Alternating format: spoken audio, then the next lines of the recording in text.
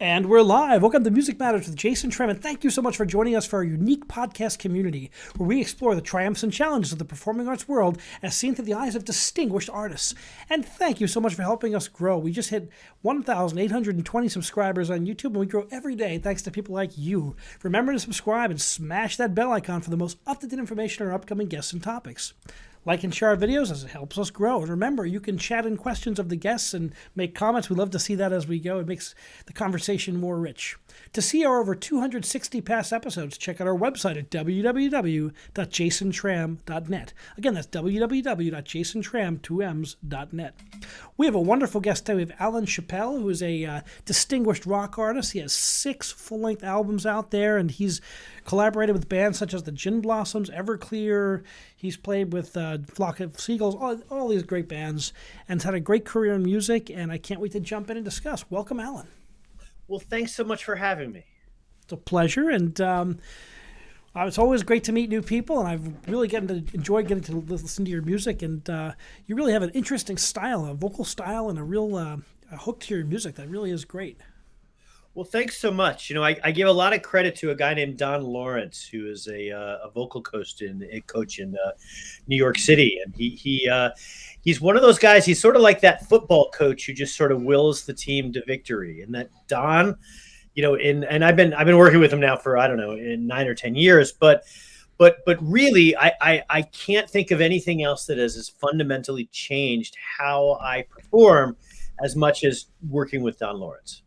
Well, it's amazing that the right producer, you mix with the artistic talent and magic, that alchemy occurs. Yeah, it's pretty wonderful. Now, did you always know you wanted to be an artist? I did. Ever since I was, 3 years old, I wanted to be a musician. And as we were sort of joking around about before we started the show, I mean, I started playing the clarinet and then the trumpet at, 3.5, 4 years old. And I took on the piano probably closer to 7 or 8 and started playing classical piano with a guy named Ogden Booker in Stamford, Connecticut. And then somewhere around high school, I started getting into rock and roll. And then soon after that, started writing my own music. And then soon after that, I found myself in a position to record an EP with a world-class producer, a guy named Jimmy Einer, who is probably best known for his work on the Dirty Dancing soundtracks, but Jimmy has produced a number of bands over the years, and won a number of Grammys, and is just really an icon in the music industry. Well, it's great to have that. Were your parents musical? Well, my dad is a jazz sax player. Oh, that makes sense. You were going to the winds at a young age. Okay, that makes complete sense now. Yeah, it was sort of understood growing up that we would take music lessons. And I would say with my brothers, that was viewed as a bit of a threat. For me, I always saw it as an opportunity and really, embraced it from an early age.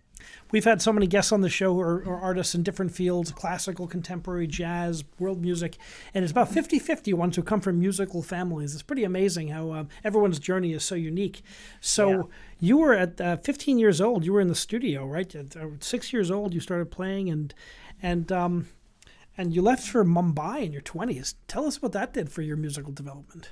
Well, so there's a backstory there. So sure. I was in the early '90s and in a '80s influenced synth pop band that had gained some notoriety around the northeastern part of the U.S. And then the Seattle grunge scene sort of happened, and literally overnight there was no work for a keyboard player anywhere near New York City, and so I said, well, as luck would have it, I met through a thing called the Village Voice, which I'm not even sure that's a newspaper that's still around. It's certainly not, it's not as ubiquitous as it once was. But I met somebody via the Village Voice who was a really talented guitar player who happened to be from Bombay. And he and I wrote a bunch of songs together. And he said, listen, I've got this band in India. Would you like to join us? We're looking for a singer. And they had been invited on the Peter Gabriel World of Music and Dance tour. And we had a whole bunch of things that looked like that were going for us. So I literally just packed up everything that I had, which at that age wasn't much, and moved to India to be a musician. So what was that like, coming to the city and coming out of the Northeast and out of that tradition and into a totally different tradition and different culture? What was it like making music in India? It was absolutely wonderful. We were doing sort of a East meets West thing where we had some Carnatic vocalists. Oh, We had somebody who played we had somebody who played a tabla. We didn't do the sitar. We didn't go fully Ravi Shankar, but we had a whole bunch of Indian instruments and that sensibility, and then tried to merge that with my, admittedly pop Western, classically trained mindset. And we wrote some great music. And for better or worse, we weren't able to achieve what we had hoped to achieve. But I would still say it was one of the better decisions I had ever made because I learned so much when I was there. But also, when I came back from India, I moved back into Stamford, Connecticut with the same group of friends that I'd grown up with. And suddenly it just felt very small to me. So I think I was back in Stamford for a week before I realized I need to be in New York City. And I again packed up everything I had, which was even less than before I went to India, and moved to New York City without a dime in my pocket, figuring, well, I'm gonna figure this out and make my mark there, for better or worse. so coming to the big city, it's you're surrounded. I always say as an opera person, you can't throw a rock without hitting a great artist in New York. There's so much talent who are waiting the tables, and it's just like such a great scene, isn't it? Oh, it is. Yeah, it still is. New York City is just always going to be absolutely tops for music.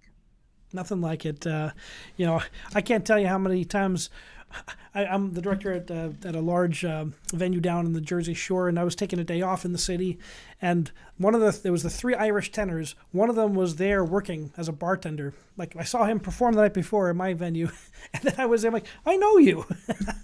It's just amazing where how the arts are everywhere in New York. It's part of the culture. It's really wonderful, and maybe a little sad sometimes for the people with this immense talent who have been able to do so many things. But as you probably know, music doesn't pay well.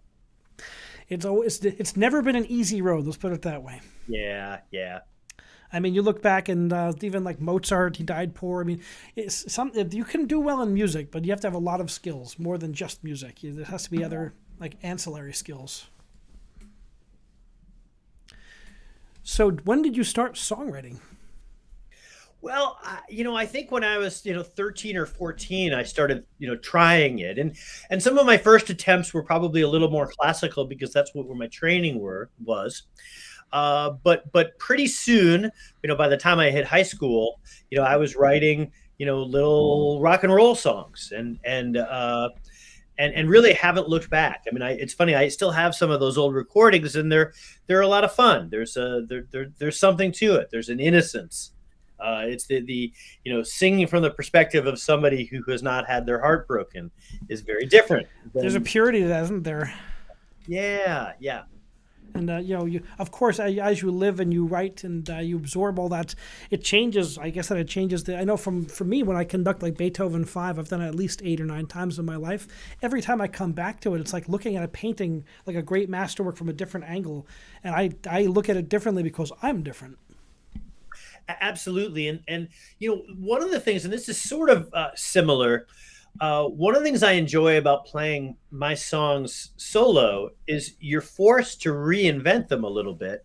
And you're also not encumbered by having a whole band who worries about tempo and following you. And if you decide to tell a story in the middle of the song, there's nobody who's going to be, standing around or trying to, continue to play the song. And as much as I love playing with the band, there's something really refreshing about kind of forcing yourself to reinvent what it is that you wrote and to rediscover what it is that you loved about a particular song. Who are some of the songwriters who have influenced you over the years? Well, I love the Police. And, I'm not even going to just credit Sting because I think that really was a team and it wouldn't have worked as well without the three of them. David Byrne and the Talking Heads, I'm a huge fan of. But I love guys like Jonathan Richman. He was in a band called the Modern Lovers, but he has been more of a solo guy for, the last 20 or 30 years. And I've seen him, 10 times in concert, and every single concert is very different. He is the king of stopping in mid-song and telling a story.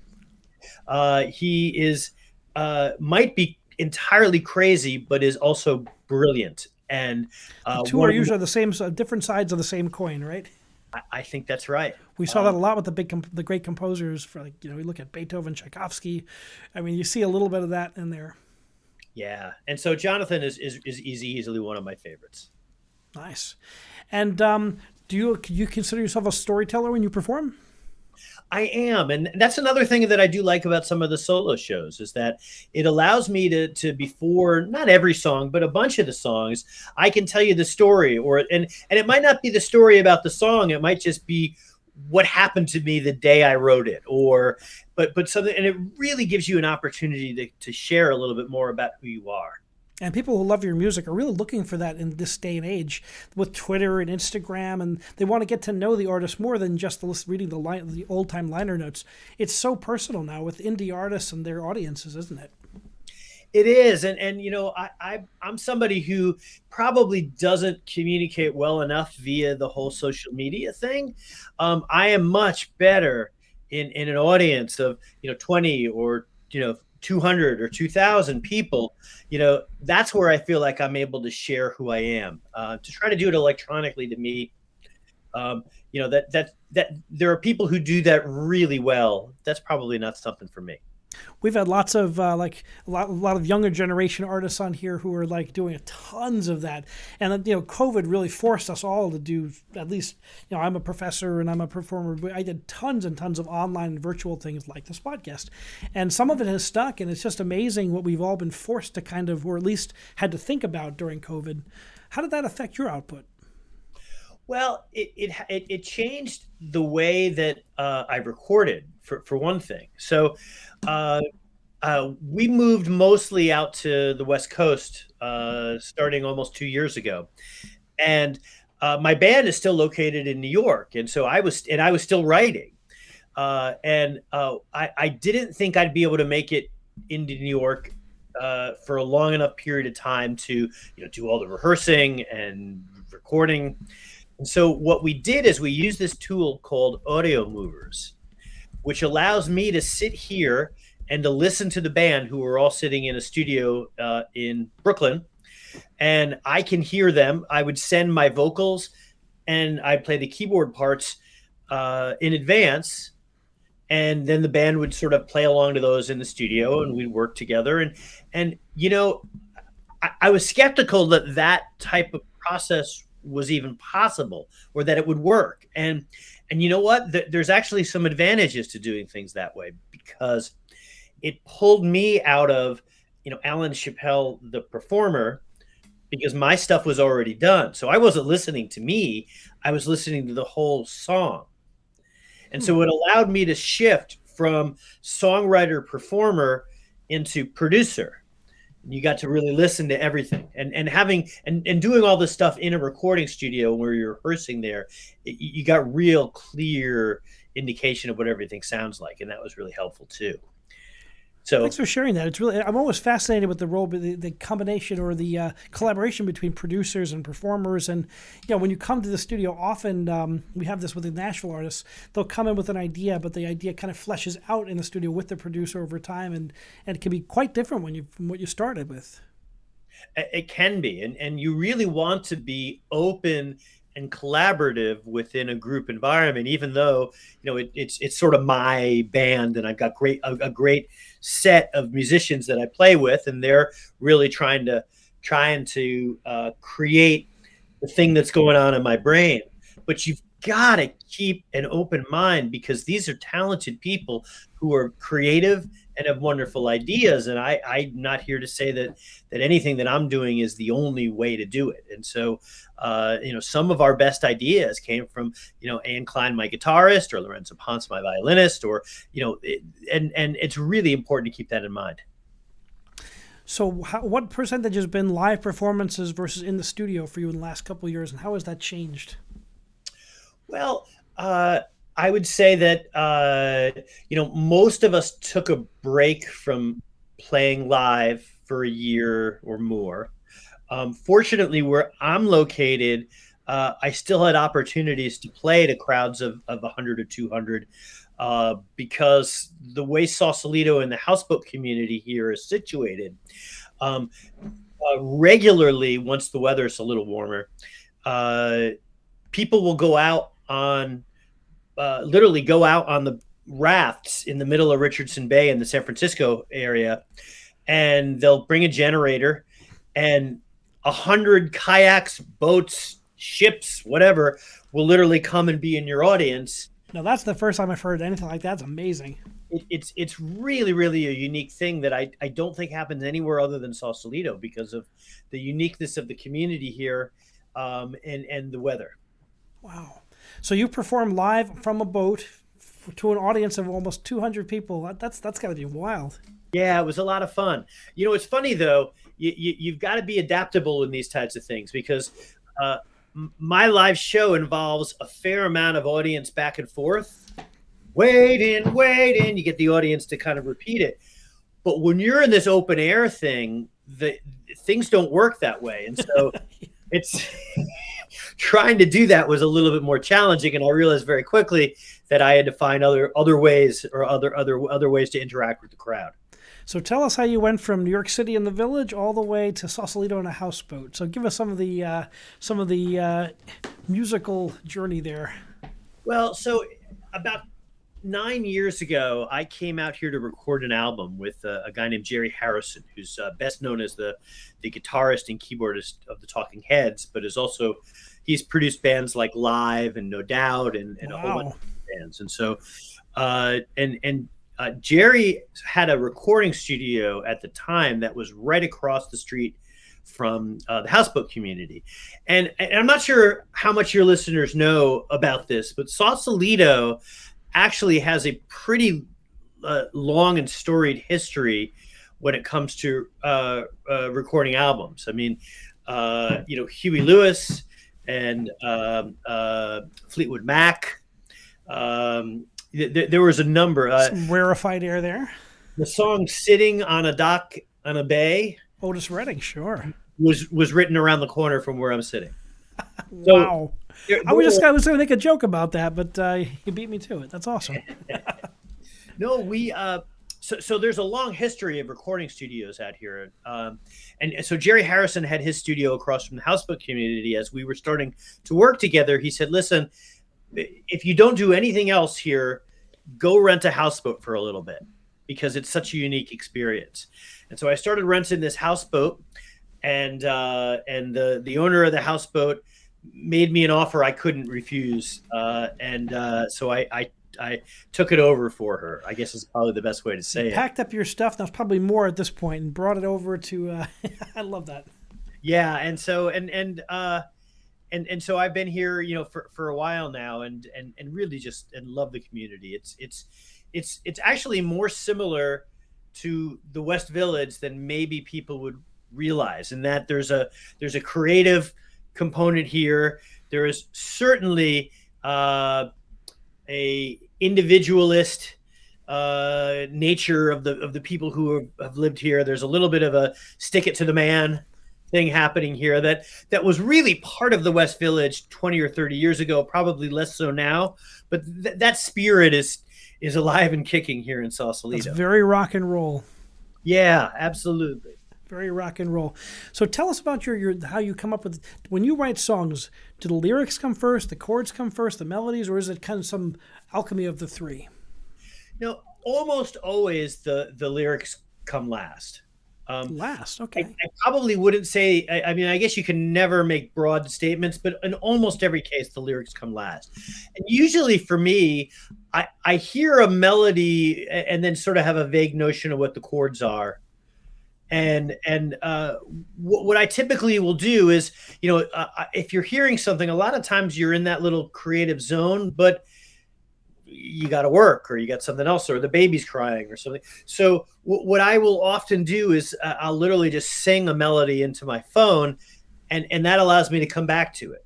And then Saturday is sort of my writing day, and I'll spend most of my afternoon, and I'll listen to something I did on the phone. I'm like, all right, well, this one might be doable. And then and then I just play the piano for an hour or two. And usually in that time, something has come up. It may not be exactly where I end up, but you've got the general idea. And then I will wander around a neighborhood. The West Village is great for that. Sausalito is great for that. Anywhere in New York is wonderful for that. And you just try to find what you want to write about. And that's not a direct route almost ever. But once you can figure out what you want to write about, and sometimes what happens is you come up with a line. It's like, maybe the way you want it is the way you got it. All right, yeah, all right, I can make that work. But then you have to figure out, well, what's the context behind that, and what are the details? Because it's all about the details and the imagery you create around the hook.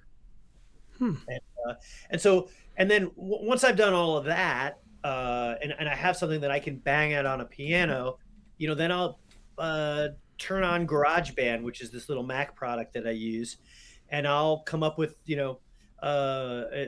drums, bass, sometimes guitar, violin lines, piano, and then and sing on it, and then I have a full demo that I can give to my band and say, hey guys, let's use this as our starting point. And you're a prolific writer. You've, as I said, 6 albums out. I mean, in pretty short order. I think from starting in 2017. Is that correct? Yeah, 16 or 17 is when a lot of these things were written, and I go through little creative bursts. I mean, I had a real big one a year and a half ago, and that's where we're going to end up with 26 songs on the next. I don't know if it's 2 albums or how that's going to end up. I'm still trying to work that out. How do you connect the songs on the album? I mean, I say today is like the era of the single, right? I mean, so many artists, and I think the industry really pushes singles because that's the way TikTok and social media is so instantly driven. Like, YouTube videos are now like obsolete. Now they want 3-second videos or clips of that are less than a minute, right? How do you capture the imagination with an album today? Well, I think we start with singles. And so, the single thing is a construct. I mean, there was a single thing 40 years ago, and for different reasons, but that was sort of the prevalent way of doing things. For me, there's a logistical challenge where it's difficult to get my band in a room, and you don't just do that for one song. You probably want to do it for 12 songs, and that's a whole album. Now, I might have 6 or 8 singles on that album, and then eventually we'll just put out the album as a whole, and we'll send an album to radio stations because that's how they want to receive it nowadays. And it just doesn't make sense to ship out a separate single to radio stations. At least for me, that doesn't make sense. So, and so I get that a lot of people are not doing it this way now, but for me, the album makes sense. That allows me to say something at a particular point. And the current album is definitely a little bit of a concept album. It's Two Fishes, and the name of the album is Two Fishes, and it's about 2 fishes, my daughter Kylie and my daughter Rose, and how the juxtaposition of how their lives were and are growing up. Kylie was sort of a 9/11 baby. And Rose is a COVID baby, and it's not all about just those 2 things, but just to show the contrast of the situations in which they're entering the world. And so the album is really about that. But not every album. Cinco didn't have that kind of a theme. My 4th album, Penultimate, probably had a little bit of a dystopian a theme, and you can kind of see that on the record cover, but it also had some great singles. So hopefully I can do both. Well, that's I always tell my students at the university that that music's like an amber that captures everything going on around it in society, whether it's history or whether it's kind of like what's going on in your life. That it solidifies in the music. What's it like when you hear that your music affects people in so many different places because you have with the social media and YouTube and streaming platforms, you've got like unfettered access to people all over the world. What's it like when that comes back to you? it's really a great feeling to be able to know that I'm able to reach people in a whole bunch of different places in the world. And as I look at some of the numbers, I've done really well in Latin America. Now, it's interesting. I've written 5 songs specifically about Nicaragua. Not all of them have been released yet, but my wife is from there. I was married in Granada in Nicaragua, and so and I don't know that that's even connected to has anything to do with why I seem to have a pretty good following in places like Mexico, in Chile, and in Argentina. I actually don't have an explanation for that, but I'm grateful that there are people that are that are all around the world that are listening to what I'm doing. Well, I think that's fantastic that the music gets out there and can inspire people in many different places. And for some reason, we don't even know why. We have a big listenership on this show in Kenya, and I'm like, what's that? I was just kind of baffled by that. We had a couple African artists on the show, but it's just amazing where you find your audiences, where people kind of discover what you do. I think that's such a cool thing about the world today. Yeah, it really is. It's there's definitely some pluses and minuses to how the music business has shifted, but one of the really cool things about it is that you can get your music out there. Now, whether it gets heard is a different story, but you can get your music out there in a way that was absolutely impossible even 20 years ago, and you can get it out there so that people almost anywhere in the world can listen to it, and that's pretty cool. That is pretty cool. And how does an indie artist break through the white noise? Because there's so much out there. But how do you get your music through? How do you kind of fight through that? Well, you just try to build out a following. I've been fortunate that I've got a couple of different places that I consider home bases for me, and so have a little bit of a natural following in the Bay Area and in the northeastern U.S. just going back years. And these opening gigs, I mean, I'm grateful to the Everclears and the Lisa Loebs and the Gin Blossoms of the world, because it's not that easy to get yourself in front of an audience of 500 people. Now, the question is, once you get yourself in front of them, what do you do with that? And one of the things that I think I've gotten a little bit better at is really trying to get people to understand the urgency around, listen, you're enjoying this show. I can tell you're clapping and you're smiling, and we're having a lot of fun here. You will forget who I am tomorrow unless you go to my website, unless you start following me on social media. I've even come up with a separate website called givinghermore.com. Now, Giving Her More is a song from my first album that I recorded with Jerry Harrison. And I often will do that in solo shows. But the other thing is that people can remember givinghermore.com and they can type that in. Whereas if you say, go to This Is Chappelle or Chappelle Music, then you have a whole discussion about how does one spell Chappelle. Does it have an S? Does it have 2 P's? Does it have an E at the end? And then on top of that, bless their hearts, but the only Chappelle that Google seems to understand is Dave. Comedian, yeah. and so, nobody wants to filter through 10 pages of Dave Chappelle to find me. So funny guy. I'm a big fan, but givinghermore.com gets you right to all of my socials. That's wonderful. Givhermore.com. At home, because it comes off as crass and commercial, but again, the reality is that if I'm not being heard and remembered, then this whole thing isn't growing. And the thing I want is as many people to hear my music as possible. Amen, brother. Keep on spreading that word. So when you put the word out there, do you do your own social media these days? I do. I'm in the camp of I don't post a ton, and I try to make the posts that I make somewhat impactful. There was a period of time where I had. So we can't expect to see your lunch. No. Again, there's people who do that and are able to make it seem interesting. I do not have that talent. I've got 4 kids, and I've got a 22-year-old who produces the Sun with me, and twin 19-year-old twins. They're really good at that. I'm not so much. I'm more into like I'm doing a show here. I'm having a guest on the podcast. That's more my style on social media these days. Yeah, and the reality is that when you have somebody else posting for you, they will post anything, and they think they're doing a better job by posting more frequently. And I don't know that that's helpful. So I just do it myself. I think it's such an interesting part about today is when you do, and like, I love to I go to concerts all the time. I'm always like with my kids are musical, so we'll go to concerts, and sometimes I fall in love with the opening bands, and I've had some of those members on the show, and it's so important to kind of find what you like, because some of those, like I heard the Rival Sons open for the Stone Temple Pilots. I'm like, these guys they blew them off the stage. It's just great when you see what's out there and how much talent there is.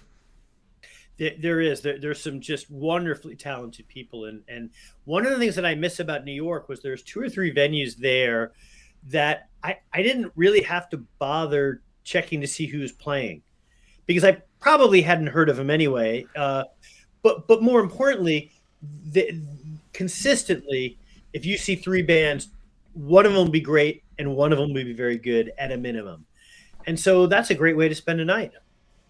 It is.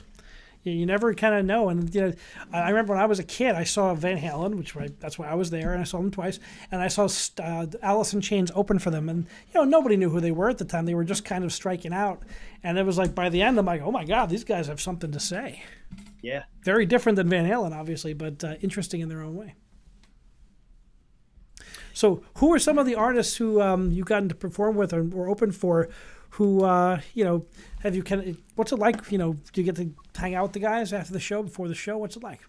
Well, no, I mean, typically with these things, until you've done a couple of them, like Art at Everclear was super friendly on minute 1, but that isn't always the case, and I say that not to be judgmental of the headliner, but to recognize that like you're one opening band of 500 on this particular tour, and so some, a lot of times they don't necessarily want to invest the time to get to know you, and I'm not sure I blame them.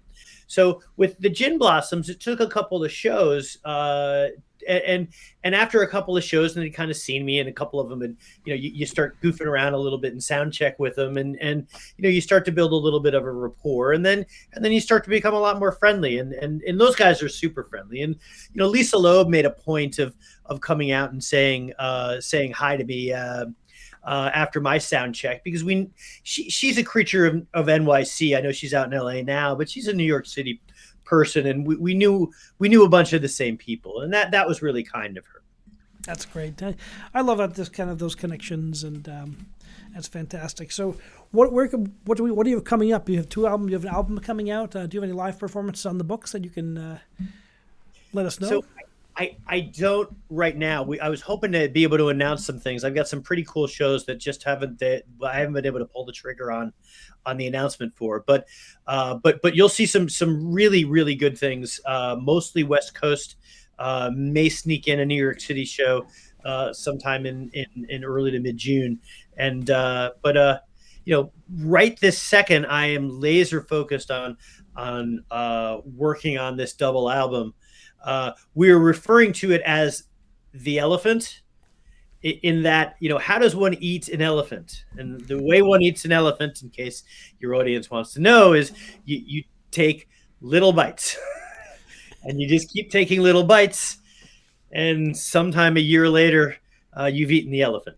And that's sort of where we are. Are you doing the recording on the West Coast or the East Coast? Well, we did the basic tracks where I was sitting in the West Coast and the band was in the East Coast. Right now, I've got a really good Telefunken, was it 241 knockoff mic. That's because the Telefunken is what, $10,000. This one was $800.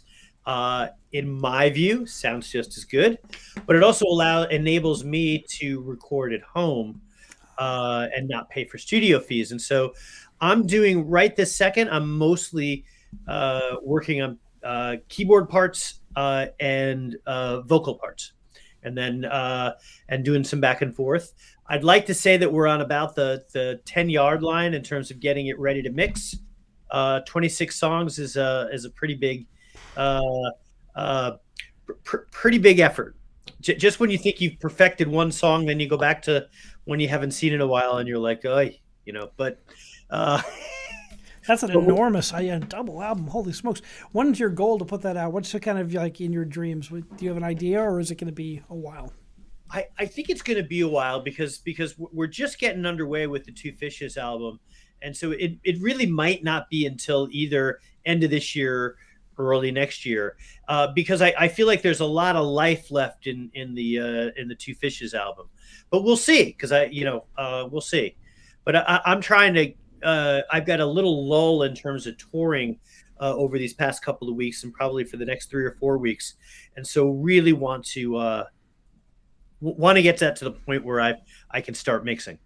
How important are those lulls to take time and be, get away from it all, be on the boat, kind of look in some nature and kind of recharge? How important is that in your career? Yeah, it's really important because the thing is you can almost always be doing something.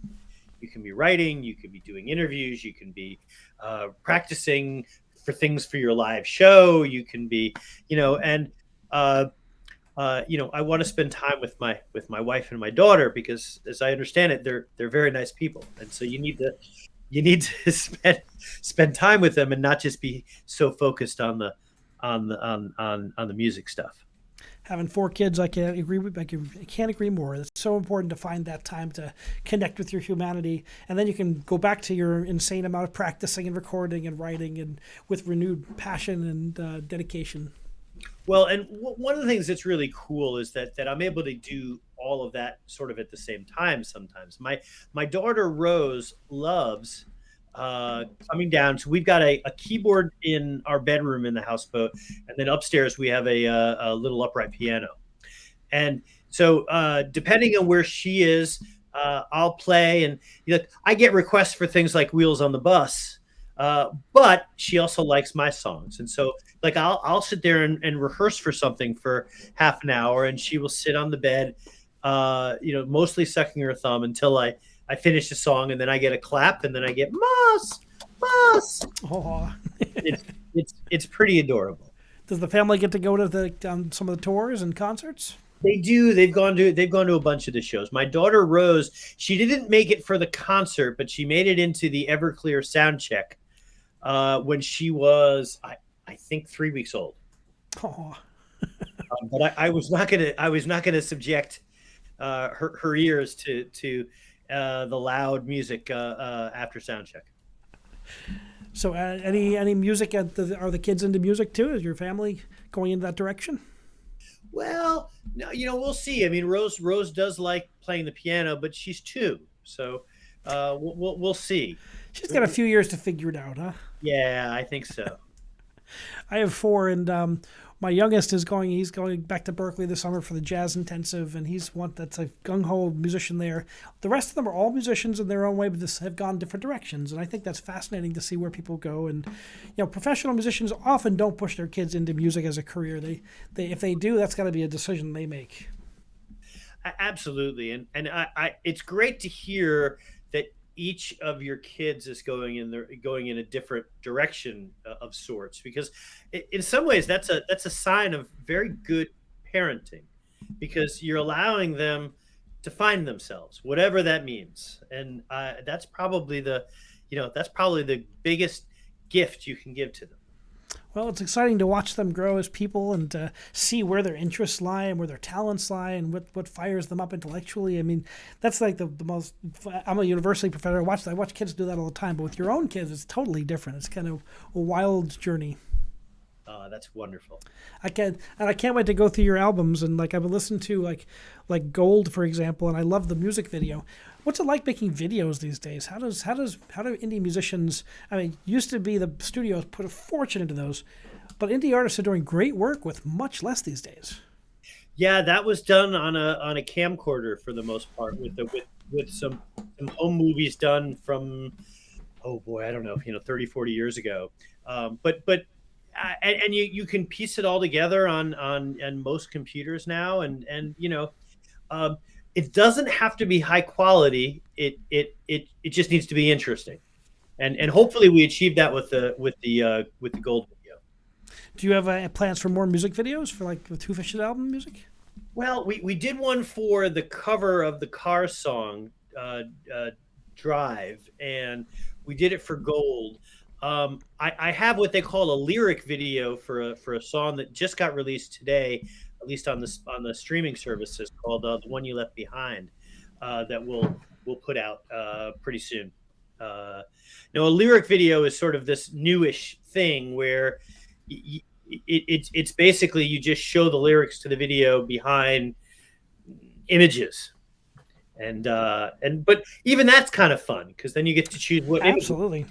It's so interesting. How the visuals kind of lock things in. It's important today because you can get a whole different audience. Absolutely. Well, Alan, thank you so much for joining us, and continued success. And where can people go to find out more about Alan Chappell? Well, I say they go to givinghermore.com. You'll get all my socials and my website, and that's probably the easiest way to find me. I mean, I'm on Facebook. I'm on, at Chappelle Music and Instagram. This is Chappelle. I'm on, I've got my website. This is Chappelle. You can find me on YouTube. But go to givinghermore.com, and that'll be the key to everything. Well, givinghermore.com, and we'll check out his websites in the description here. Make sure to click there. And what's the best way to support indie artists today? I know a lot of people are making vinyl records and signing. They're finding ways to engage the audience maybe differently, because that's the one thing with streaming, you don't have a physical product. So I'm fascinated people are actually producing vinyl. Have you done any of that? I haven't. So I love that idea, but for me, as I think about, okay, if you're going to do that, then I've got to figure out how to distribute them. And I'm not sure how big the audience is for such things. There are certain genres that I think lend themselves to vinyl. I'm not positive what I'm doing is necessarily something that lends itself to it. Love the idea. And it's really cool. When I did the swing of through Florida a month ago with the Gin Blossoms, I sold out of CDs. I don't think I've ever sold 40 CDs at a show. And so that's wonderful. Yeah, go to a show and support artists that way, and then buy some of their CDs. That's, another great way. Buy the merch. That directly supports them. The tickets get chopped up, and the performance fees get chopped up with agents and all that stuff. But that makes sense.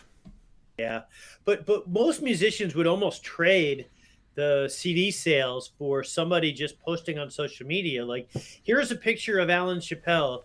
He's awesome. Go see him. And it's funny when you ask people to do that, they start to do it. And I really noticed in these last shows in Florida and then Virginia, people were really all too willing to help that way. Okay, keep up the great work, and I can't wait to hear what the next album sounds like. It's going to be wonderful. When you come back to New York, I'd love to come see the show. Well, thanks so much. I hope you do. Thank you so much, Alan. Thank you for joining us on Music Matters with Jason Tram. Please remember to subscribe on YouTube and smash that bell icon. Thank you so much for joining us, and remember, keep music alive.